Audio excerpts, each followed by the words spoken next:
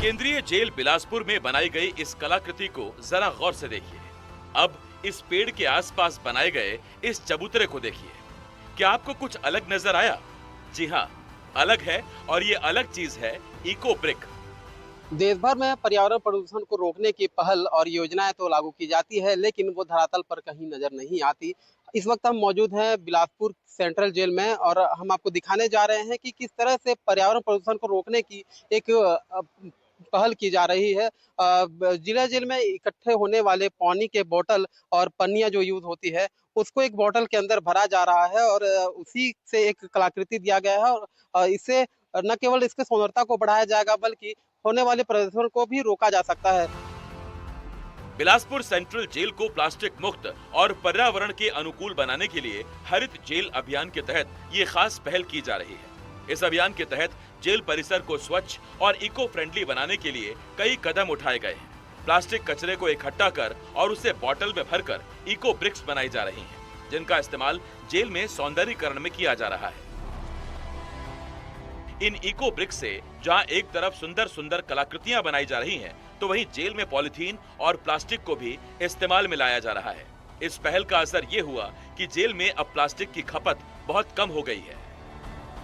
केंद्रीय जेल बिलासपुर में अक्टूबर माह से महानिदेशक जेल एवं सुधारात्मक सेवाओं के निर्देशानुसार जो यहाँ पे पॉलीथीन जो उपयोग होता था और जो परिसर में उपयोग होता था, या महिला जेल में या पुरुष खंड में जो भी उपयोग होता था, उसको हम लोग कलेक्शन करके जो प्लास्टिक के जो बॉटल होता है 1 लीटर वाला, उसमें हम उसके अंदर डाल के इको ब्रिक्स बनाया जा रहा है।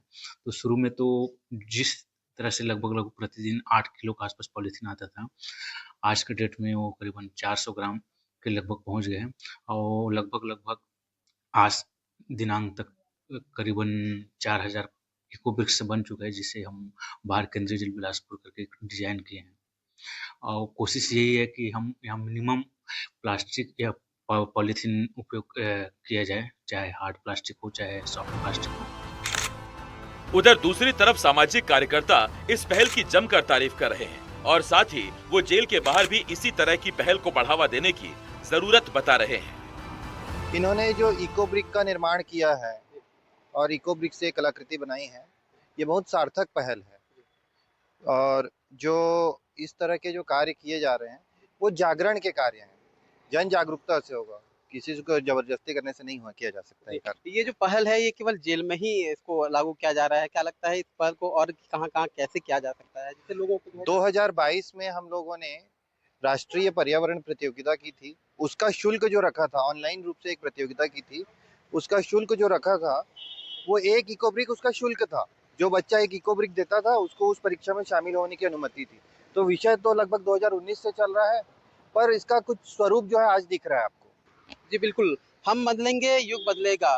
इसी स्लोगन के साथ केंद्रीय जेल में पर्यावरण प्रदूषण को रोकने की एक विशेष पहल की जा रही है, जिससे उपयोग हो रहे बोतलों को एकत्रित करके इसमें जो प्लास्टिक यूज होते हैं, उनको भरा जा रहा है। उससे एक नई कलाकृति के रूप में यहाँ उकेरा गया है।